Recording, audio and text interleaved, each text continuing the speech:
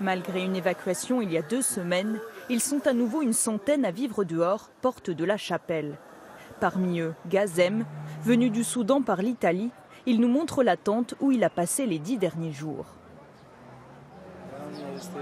Voilà, c'est là que j'étais, je dormais là. Je viens au centre tous les jours pour demander une place et aujourd'hui ils m'ont laissé entrer.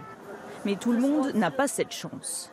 On a demandé, mais il dit qu'il n'y a pas de place. Là, nous dormons dans le riz seulement. Tu prends les cartons, tu mets dans le mur et tu dors. Le centre d'accueil Porte de la Chapelle ne peut accueillir que 50 migrants de plus par jour. Sous cette grande bulle, ils sont reçus pour être réorientés. Seuls 400 peuvent être hébergés ici, un seuil atteint tous les soirs. Les réfugiés peuvent se reposer, voir un médecin. Un soulagement pour Fahim, d'origine afghane, comme la majorité des résidents. Ici, on s'occupe des réfugiés. Avant, j'étais en Allemagne, mais ça se passait mal. On devenait fou. Les endroits ne sont pas accueillants, on nous pousse à partir. Dans cette halle, tous partagent une chambre à 4. Abdul Samal nous montre la sienne. Mon casier et mes quelques affaires.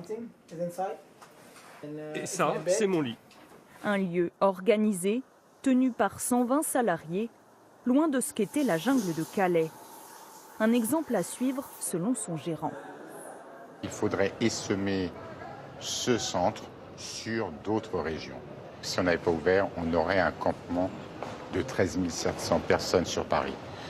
On n'a pas constaté un appel d'air depuis l'ouverture. Est-ce que vous croyez vraiment que quelqu'un qui vit des drames, qui vit la guerre, qui vit des circonstances dramatiques, vient ici parce qu'il y a une bulle avec une halle d'hébergement? Un appel d'air, c'est ce que craint justement le gouvernement qui refuse d'ouvrir de nouveaux centres comme celui-ci, au risque de laisser la plupart des migrants dans la rue.